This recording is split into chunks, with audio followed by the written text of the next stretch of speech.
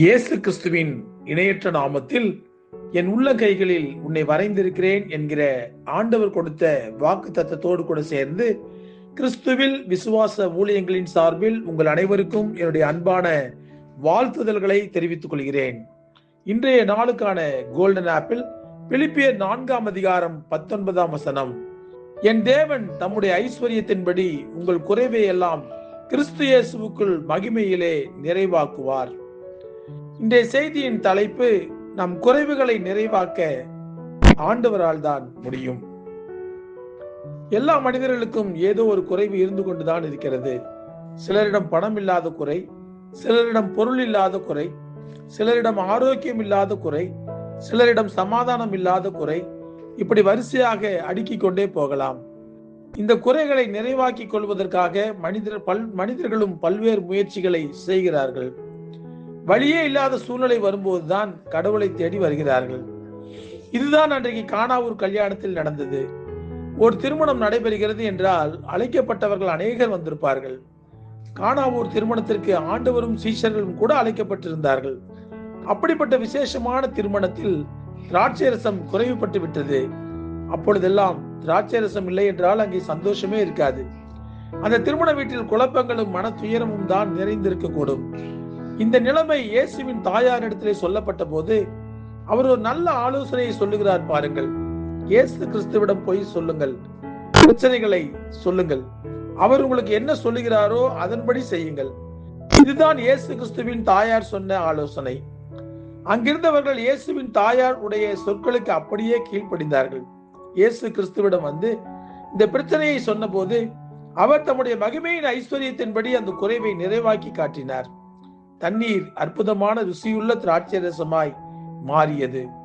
அந்த திருமணம் நடத்தியவர் கொடுத்த முந்தின திராட்சை ரசத்தை பார்க்கிலும் கர்த்தர் கொடுத்த திராட்சை ரசமே மிக மிக மேன்மை உள்ளதாக இருந்தது. அதிக ருசியுள்ளதாகவும் இருந்தது. அதை ருசி பார்த்தவர்கள் அனைவரும், இவ்வளவு நேரம் இந்த திராட்சை ரசத்தை எங்கு வைத்திருந்தீர்கள் என்று கேட்டார்கள். இந்த அற்புதம் நமக்கு பல்வேறு பாடங்களை கற்றுக் கொடுக்கிறது. நம் ஒவ்வொருவருடைய வாழ்க்கையிலும் பல குறைவுகள் இருக்கின்றன. பல குறைவுகள் வரதான் செய்யும்.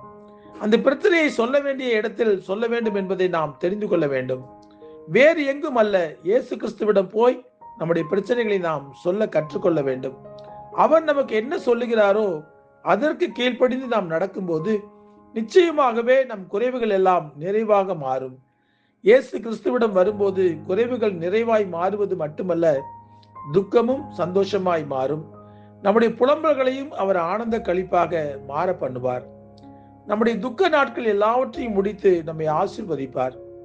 அன்னாளுக்கு ஒரு துக்கம் இருந்தது, பிள்ளை இல்லாத துக்கம்தான் அது. அந்த குறையினால் அவள் ஏளனமாக நடத்தப்பட்டால், அசட்டை பண்ணப்பட்டாள்.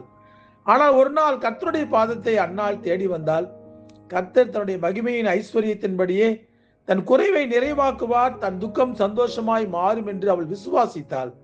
அப்படியே கர்த்தர் ஆசீர்வாதமான சாமுவேலையும் இன்னும் 5 குழந்தைகளையும் தந்து அவருடைய கண்ணீரை துடைத்து ஆசீர்வதித்தார். நம்முடைய ஆண்டவர் குறைவை நிறைவாக்குகிறவர் மட்டுமல்ல, துக்கத்தை சந்தோஷமாய் மாற்றுகிறவர் மட்டுமல்ல, தோல்விகளையும் ஜெயமாக மாற பண்ணுகிறவர். ஆகவே குறைவு நேரமானாலும் சரி, துக்கத்தின் நேரமானாலும் சரி, தோல்வியின் நேரமானாலும் சரி, நம்மை நாமே ஆராய்ந்து பார்ப்பது நல்லது. தடைகளை அப்புறப்படுத்தி தேவனோடு ஒப்புரவாகி விடுவது மிகவும் நல்லது. மிக முக்கியமாக நம்மை பரிசுத்தம் பண்ணிக் கொள்ளும் போது நம்முடைய தோல்விகள் ஜெயமாக மாறும். அன்னாளை போல ஜெபிக்கும் போது நம்முடைய துக்கம் சந்தோஷமாய் மாறும். திராட்சை ரசம் பரிமாறிய வீட்டில் இயேசு கிறிஸ்து சொன்ன வார்த்தைகளுக்கு அந்த வேலைக்காரர்கள் அப்படியே கீழ்ப்படிந்தார்கள். நம்மிடத்திலும் அந்த கீழ்ப்படிதல் இருக்க வேண்டும். ஆண்டவருடைய வார்த்தைகளை அசட்டை பண்ணக்கூடாது. நம்மை தேடி வருகிற ஆண்டவருடைய வார்த்தைகளுக்கு முழுமையாய் நாம் கீழ்ப்படியும் போது நம்முடைய வாழ்க்கையிலும் ஆண்டவர் நம் குறைவுகளை எல்லாம் நிறைவாக மாற்றுவார். ஆண்டவரை நோக்கி ஜெபிக்கும் போது அவர் நமக்கு என்ன சொல்லுகிறாரோ அந்த வார்த்தைகளுக்கு கீழ்ப்படிந்து நாம் நடக்கும் போது கண்டிப்பாக நம்முடைய வாழ்க்கையில் ஆண்டவர் அற்புதம் செய்வார். ஜெபிப்போமா? அன்புள்ள ஆண்டவரே, எங்களுடைய வாழ்க்கையிலும் பல குறைவுகள் உள்ளனப்பா. அந்த குறைவுகளை நிறைவாக்குவதற்கு எவ்வளவோ பிரயாசப்படுகிறோம். ஆனால் குறைவுகள் நிறைவாகவில்லை. ஏனென்று சொன்னால் நாங்கள் உம்மிடத்திலே எங்களுடைய குறைவுகளை சரியாக சொல்லுவதில்லை. அன்றைக்கு கானாவூர் கல்யாணத்திலே பிரச்சனைகளை உம்மிடத்திலே வந்து சொன்னபோது நீர் அதை தீர்த்து வைத்தீர். நாங்களும் எங்களுடைய பிரச்சனைகளை எல்லாம் உம்மிடத்திலே வந்து சொல்லும் போது உம்முடைய ஐஸ்வர்யத்தின்படி எங்கள் குறைவுகளை எல்லாம் கிறிஸ்து இயேசுவுக்குள் மகிமையிலே நிறைவாக்குகிற தெய்வமாக நீர் இருக்கிறபடினால் உமது பாதத்தண்டிலே வந்து நாங்கள் விழுகிறோம். தேவரீர் தாமே எங்கள் குறைவுகளை எல்லாம் நிறைவாக்குங்கப்பா.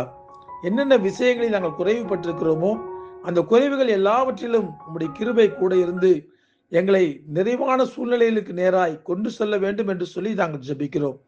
எங்களை தாழ்த்தி உம்முடைய கரங்களில் ஒப்புவிக்கிறோம். இயேசு கிறிஸ்து என்கிற வல்லமையுள்ள நாமத்திலே ஜெபிக்கிறோம் நல்ல பிதாவே. ஆமேன், ஆமேன்.